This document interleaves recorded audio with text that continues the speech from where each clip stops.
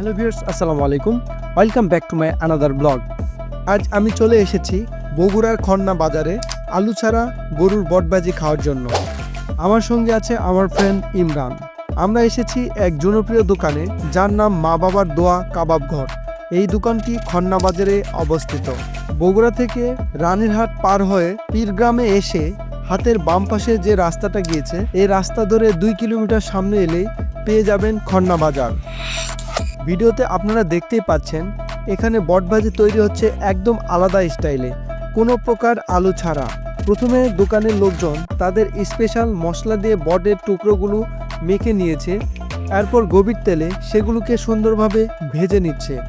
বটভাজির রং দেখতে বোঝাই যাচ্ছে কতটা মচমচে আর সুস্বাদু হবে।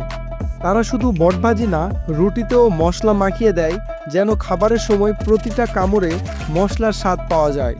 আমরা 2 প্লেট বটভাজি অর্ডার করি। 1 প্লেট বটভাজির প্রাইস হচ্ছে মাত্র 40 টাকা, যেখানে বটভাজির সাথে 2টি রুটি থাকবে।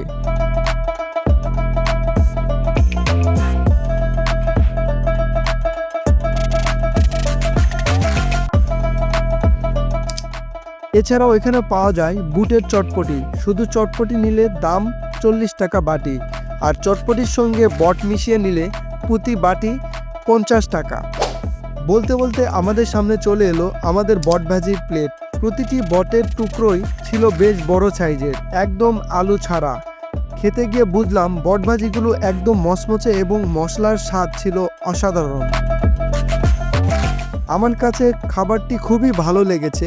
ইমরানও খুব মজা করে খাচ্ছিল। রুটির সাথে বটভাজির কম্বিনেশন এক কথায় দুর্দান্ত।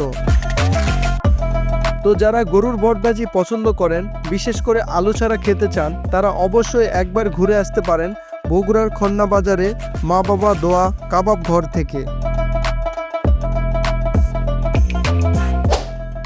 তো যারা গরুর বটভাজি পছন্দ করেন, বিশেষ করে আলু ছাড়া খেতে চান, তারা অবশ্যই একবার ঘুরে আসতে পারেন বগুড়ার খন্না বাজারে মা বাবার দোয়া কাবাব ঘর থেকে। গরুর বটভাজির দারুণ স্বাদ নেওয়ার পরে আমরা গেলাম পাশের একটি মুড়ি মাখার দোকানে। শুনেছিলাম এখানে ঘন্না দিয়ে মুড়ি মাখা খুবই জনপ্রিয় এবং খেতে দারুণ মজার। কৌতূহল থেকেই আমরা এই ঘন্না দিয়ে বিশেষ মুড়ি মাখা টেস্ট করে দেখলাম। স্বাদে ছিল একবারে আলাদা, মশলাদার, ঝাল আর এক ধরনের স্বাদের মিশ্রণে চমৎকার একটি অভিজ্ঞতা।